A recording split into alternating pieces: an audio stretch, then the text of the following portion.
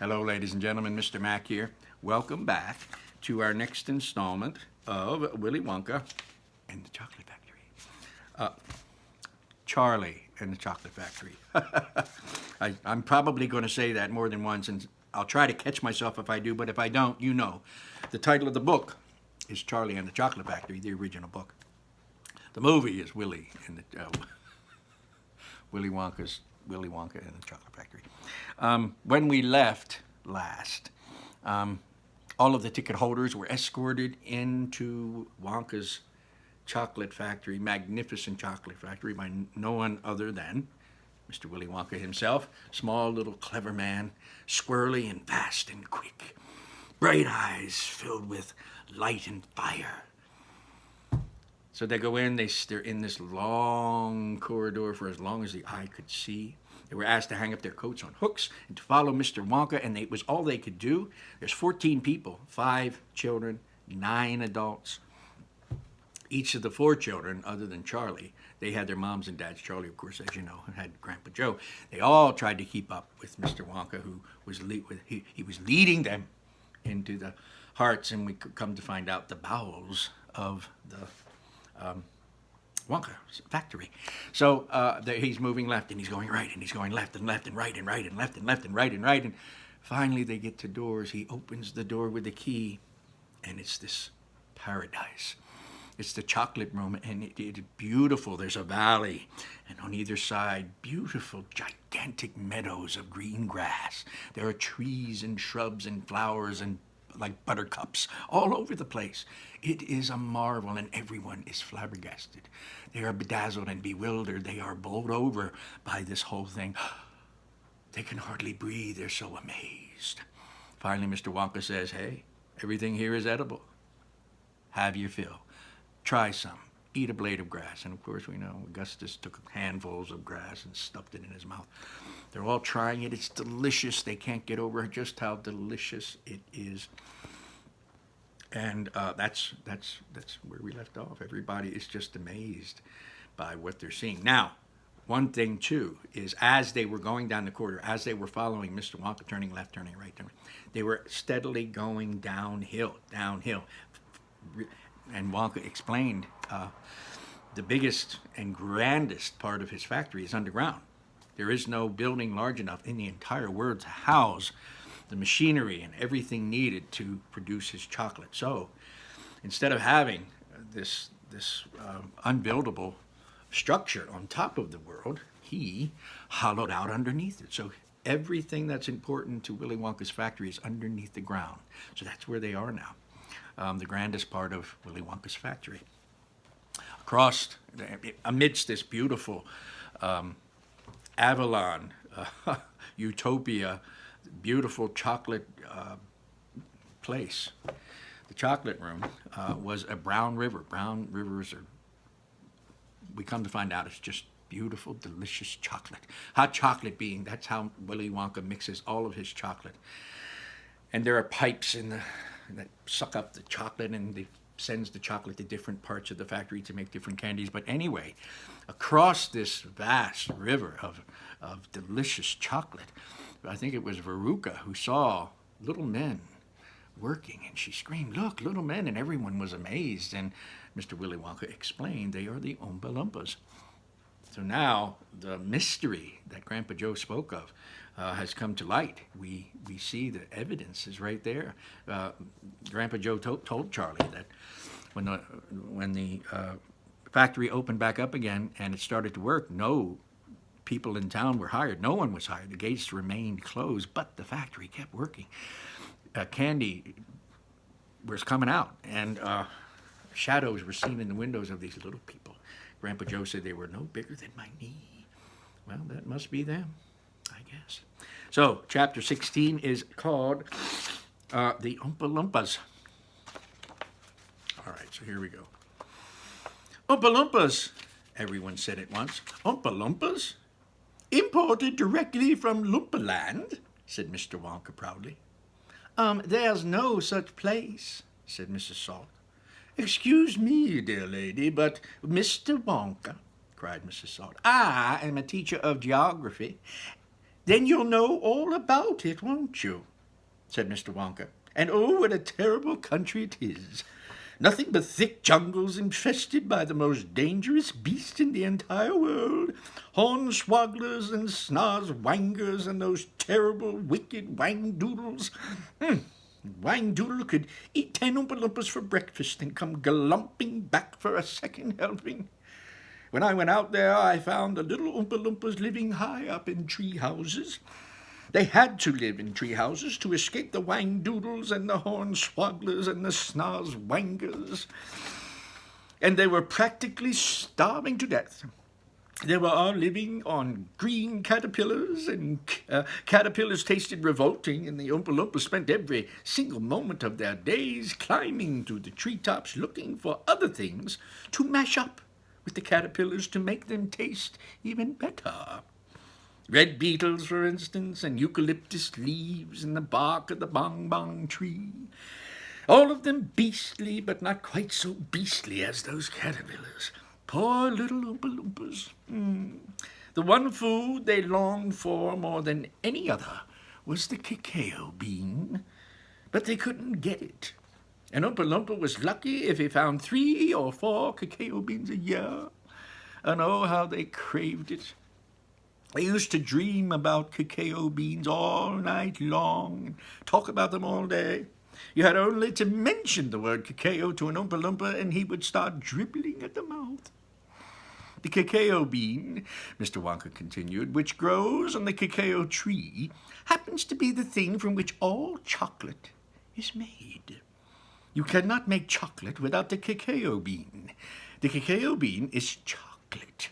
I, myself, use millions of cacao beans every week in this factory. And so, my dear children, as soon as I discovered that the Oompa Loompas were crazy for this particular food, I climbed up to their treehouse village, and I poked my head in through the door of the treehouse belonging to the leader of this tribe. The poor little fellow, looking thin and starved, was sitting there trying to eat a bowl full of mashed-up green caterpillars without being sick. "Look here," I said, speaking not in English, of course, but in Oompa Loompish. "Look here. If you and all your people will come back to my country and live in my factory, you can have all the cacao beans you want. I've got mountains of them in storehouses. You can have cacao beans for every meal. You can gorge yourself on them, silly. I'll even pay you in wages of cacao beans, if you wish." "You really mean it?" asked the Oompa Loompa leader, leaning up from his chair. "Do you mean it?" "Well, of course I mean it," I said. "And you can have chocolate as well. Chocolate tastes even better when cacao beans because it's got milk and sugar added." The little man gave a great whoop of joy, threw his bowl of mashed caterpillars right out of the treehouse window. "It's a deal," he cried. "Come on, let's go." So I shipped them all over here, every man, woman, child in the Oompa Loompa tribe. It was easy. I smuggled them over here in large packing crates with holes in them, and they all got here safely. They're wonderful workers. They all speak English now. They love dancing and music. Ooh, they are quite loving to make up songs. I expect you will hear a good deal of them singing today from time to time. I must warn you, though, that they are rather mischievous. They like jokes. They still wear the same kind of clothes they wore in the jungle. They insist upon that.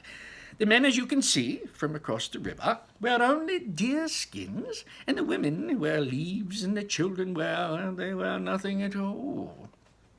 The women use fresh leaves every day. "Daddy!" shouted Veruca Salt, the girl who got everything she wanted. "Daddy, I want a Oompa Loompa. I want you to get me an Oompa Loompa.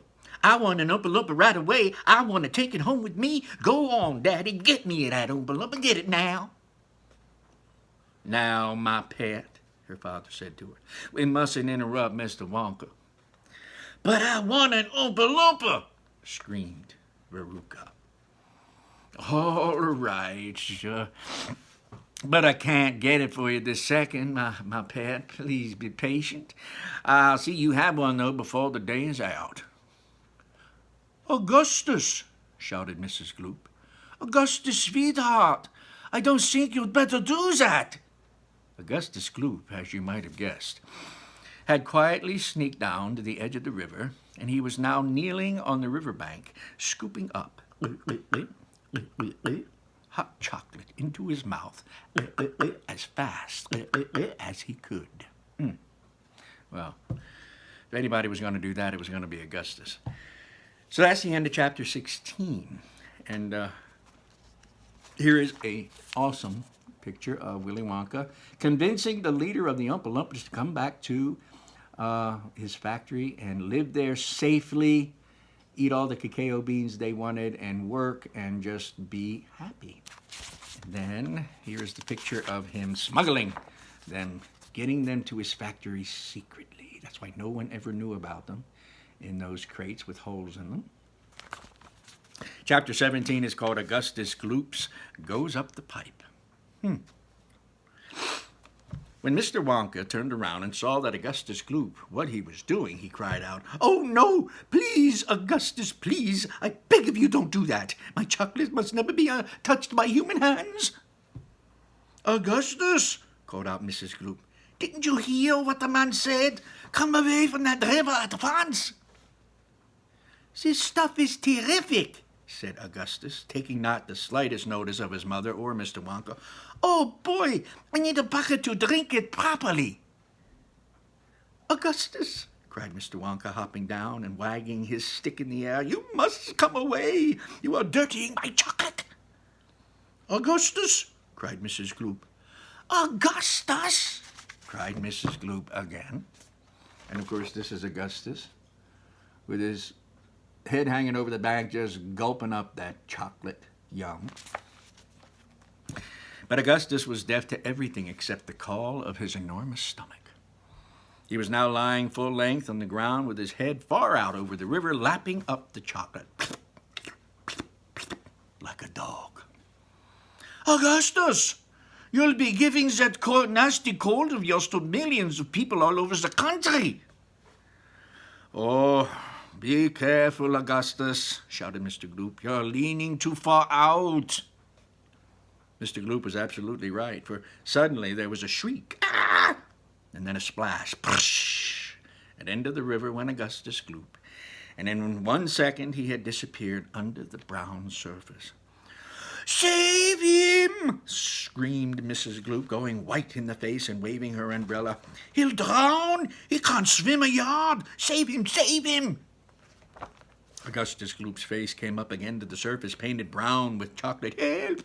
Help! Help!" he yelled. "Fish me out!" "Don't just stand there," said Mrs. Gloop, screaming at Mr. Gloop. "Do something!" "I am doing something," said Mr. Gloop, who was now taking off his jacket, getting ready to dive into the chocolate. But while he was doing this, the wretched boy was being sucked closer and closer toward the mouth of one of the great pipes that was dangling down into the river. You know, these big glass pipes that sucked up the chocolate. Then all at once, the powerful suction took hold of him completely, and he was pulled underneath the surface of the chocolate and then into the mouth of the pipe. The crowd on the riverbank waited breathlessly to see where he would come out. "There he goes!" somebody shouted, pointing upwards. And sure enough, because the pipe was made of glass, Augustus Gloop could be clearly seen shooting up inside it head first like a torpedo. "Help! Help! Police! Murder!" screamed Mrs. Gloop. "Augustus, come back here at once! Where are you going?" "Oh, it's a wonder to me," said Mr. Gloop. "How's that pipe is big enough for him to go through it with that stomach?" It isn't big enough," said Charlie. "Oh, dear, look. Look, everyone, he's slowing down." "So he is," said Grandpa Joe. "He's going to get stuck," said Charlie. "I think he is," said Grandpa Joe. "By golly, he is stuck," said Charlie. "It's his stomach that's done it," said Mr. Gloop. He's blocked the whole pipe, said Grandpa Joe. Oh, smash the pipe, said Mrs. Gloop, still waving her umbrella. Augustus, come out here at once. The watchers below could see the chocolate swishing around the boy in the pipe. They could see it building up behind him in a solid mass, pushing against the blockage. The pressure was terrific. Something had to give. Something did give. And that something was Augustus. Straight up the tube he shot, like a bullet from the barrel of a gun. Oh, he's disappeared, said Mrs. Gloop. Where does that pipe go? Quick, call the fire brigade. Oh, keep calm, Mr. Wonka said. Keep calm, my dear lady, keep calm. There is no danger. No danger whatsoever. Augustus is gone, just on a little journey, that's all. A most interesting little journey, but he'll come out of it just fine. You wait and see. How could he possibly come out just fine? Said Mrs. Gloop. He'll be made into marshmallows in 5 seconds. Impossible, cried Mr. Wonka. Unthinkable, inconceivable, absurd. He could never be made into marshmallows. And why not? I ask, why not? Because that pipe doesn't go to the marshmallow room, said Mr. Wonka. It goes anywhere, it doesn't go anywhere near it. That pipe, the one Augustus went up, happens to lead directly to the room where I make the most delicious kind of strawberry-flavored chocolate fudge. Then he'll be made into strawberry-flavored chocolate fudge? Screamed Mrs. Gloop. My poor Augustus! They'll be selling it by the pound all over the country tomorrow morning. Quite right, said Mr. Gloop. I know quite right, said Mrs. Gloop. It's beyond a joke, said Mr. Gloop. Mr. Wonka doesn't seem to think so, cried Mrs. Gloop. Just look at him, he's laughing his head off. How dare you laugh like that when my boy's gone up the pipe? You monster! She shrieked, pointing her umbrella at Mr. Wonka as though she were going to run him through. You think this is a joke, do you? You think that sucking my boy up into your fudge room like that is just one big colossal joke? Oh, he'll be perfectly safe, I assure you, he said, giggling. He'll be chocolate fudge, said Mrs. Gloop. Never, cried Mr. Wonka. Of course he will, shrieked Mrs. Gloop. I wouldn't allow it. And why not? Asked Mrs. Gloop. Because the taste would be terrible, said Mr. Wonka. Just imagine it. Augustus-flavored, chocolate-coated Gloop. Even by the name, no one would buy it. They most certainly would, cried Mr. Gloop indignantly. Why wouldn't they? Oh, I don't want to think about it, said Mrs. Gloop. Nor do I, said Mr. Wonka. And I do promise you, madam, that your darling boy is safely safe. If he's perfectly safe, then where is he? Snapped Mrs. Gloop. Lead me to him this instant. Mr. Wonka turned around and clicked his fingers 3 times. Immediately, an Umpa Lumpa appeared as if from nowhere and stood beside him. And there's the Umpa Lumpa standing right beside Mr. Wonka, and you can see he's no taller than his knee. The Umpa Lumpa bowed and smiled, showing beautiful white teeth. His skin was rosy white, his long hair was golden brown, and the top of his head came just above the height of Mr. Wonka's knee. Now, that good imagery there, painting a picture with words. See if you can see the Umpa Lumpa as was described. He wore the usual deerskin slung over one shoulder. Now listen to me, said Mr. Wonka, looking down at the tiny man. I want you to take Mr. and Mrs. Gloop up to the fudge room and help them find their son Augustus. He has just been sucked up the tube. The Umpa Lumpa took one look at Mrs. Gloop and exploded into peals of laughter. Oh, do be quiet, Mr. Wonka said. Control yourself. Pull yourself together. Mrs. Gloop doesn't think it's at all funny. You can say that again, said Mrs. Gloop. Go straight to the fudge room, Mr. Wonka said to the Oompa Loompa, "and when you get there, take a long stick and start poking around inside the chocolate mixing barrel. I'm almost certain you'll find him in there. But you'd better look sharp. You have to hurry. If you leave him in the chocolate mixing barrel too long, he's liable to get poured into the fudge boiler. And that really would be a disaster, wouldn't it? My fudge would become quite uneatable." Mrs. Gloop let out a shriek of fury. "Oh, I'm joking," said Mr. Wonka, giggling madly behind his beard. "I didn't mean it. Forgive me. I'm sorry. Goodbye, Mrs. Gloop and Mr. Gloop. Goodbye. Goodbye. I'll see you later." As Mr. and Mrs. Gloop and their tiny escort hurried away, the 5 Oompa Loompas on the far side of the river suddenly began hopping and dancing about and beating wildly on a number of very small drums. "Augustus Gloop," they chanted. "Augustus Gloop, Augustus Gloop, Augustus Gloop." "Grandpa," said Charlie, "listen to them. What are they doing?" "Shh," whispered Grandpa Joe. "I think they're going to sing us a song." And here it is. "Augustus Gloop," chanted the Oompa Loompas. "Augustus Gloop, Augustus Gloop, the great big greedy nincompoop. How long could we allow this beast to gorge and guzzle and feed and feast on everything he wanted to? Great Scott, it simply wouldn't do. However long this pig may live, we're positive he'd never give even the smallest bit of fun or happiness to anyone. So what we do in cases such as this, we use the gentle touch, and carefully we take this brat and turn him into something that will give great pleasure to us all. A doll, for instance, or a ball, or marbles, or a rocking horse. But this revolting boy, of course, was so unutterably vile, so greedy, foul, and infantile. He left a most disgusting taste inside our mouths, and so in haste we chose a thing that, come what may, would take the nasty taste away. Come on, we cried, the time is ripe to send him shooting up that pipe. He has to go, he has to be, and very soon he's going to see, inside the room to which he's gone, some funny things are going on. But don't, dear children, be alarmed. Augustus Gloop will not be harmed, although, of course, we must admit he will be altered quite a bit.